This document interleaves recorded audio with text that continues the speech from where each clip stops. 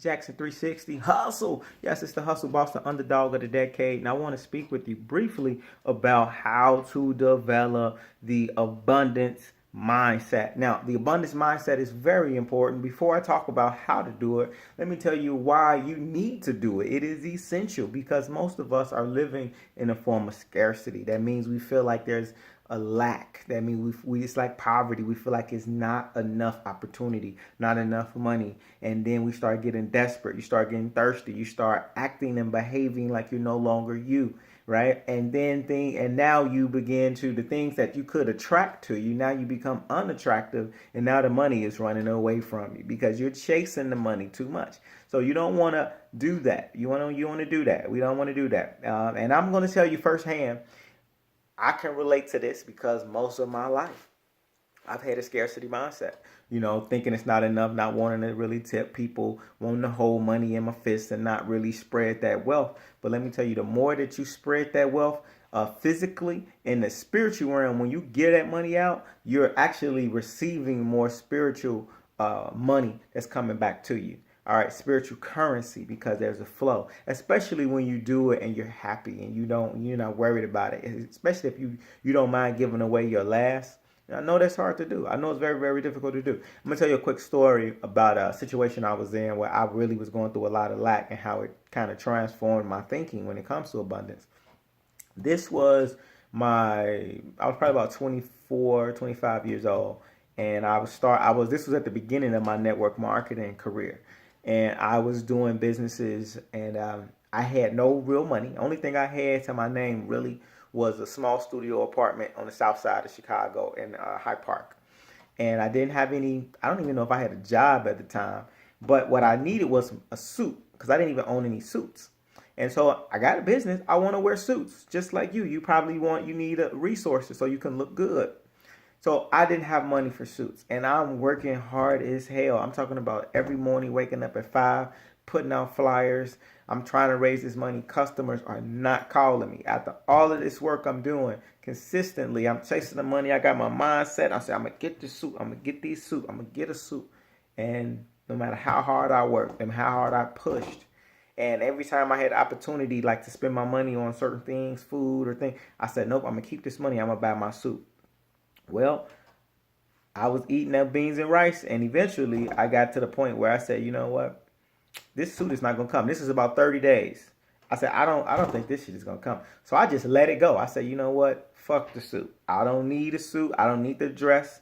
Because and keep in mind, everybody around me that was doing business with me, they all were dressed really nice. And so I was like the one dude that just wasn't dressed.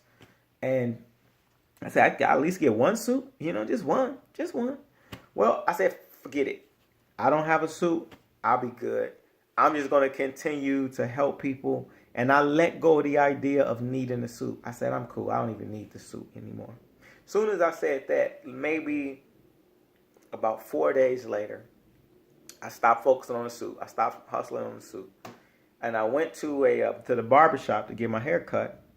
And when I went there, the owner of the shop, Mr. Perry, I said, man, Mr. Perry, you know what? I'm looking to, I said, I was working he said, man, how you been doing? I said, last week I was just working, trying to get money so I can get a suit. I said, man, you got a tie that I can have, man? Any nice ties? He said, you know what? After I get off work, come over to my house. Cool. Went over to his house later on that night, 7, 8 o'clock. I get to his house. He walks into this like huge walk-in closet in his house. Beautiful home, by the way.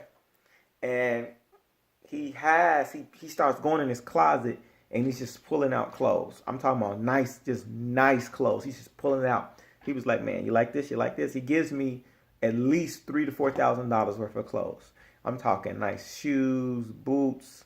He gave me at least 4 pair of shoes, and these were nice shoes. And keep in mind, this is like new stuff because, he's used to making money. So all of his stuff is new, high quality from the cleaners, still on the hangers. And we happen to be the same exact size.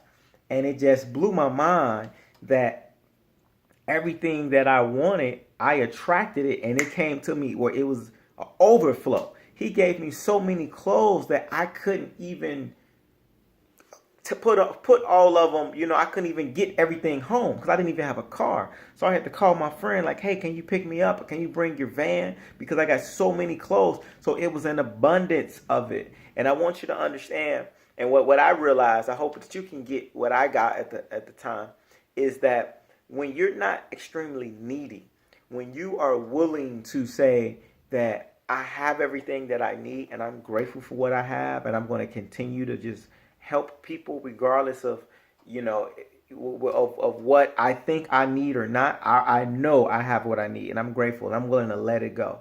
I'm willing to let go of this love. It will then circulate and come back to you times 10. That's a very, very powerful thing. And that's exactly what happened. Again, I had so many clothes that it was an overflow of clothes. And some of the clothes I ended up giving away to my brother, who also happened to be my same size. And so I kind of kept the gift going. And again, that abundance mindset, it applies for all different areas of life, not just clothes, not just money, but it applies to relationships. If you're in a relationship with somebody, and you may have this one particular person and you're really infatuated and like, oh, what can I do to attract this person?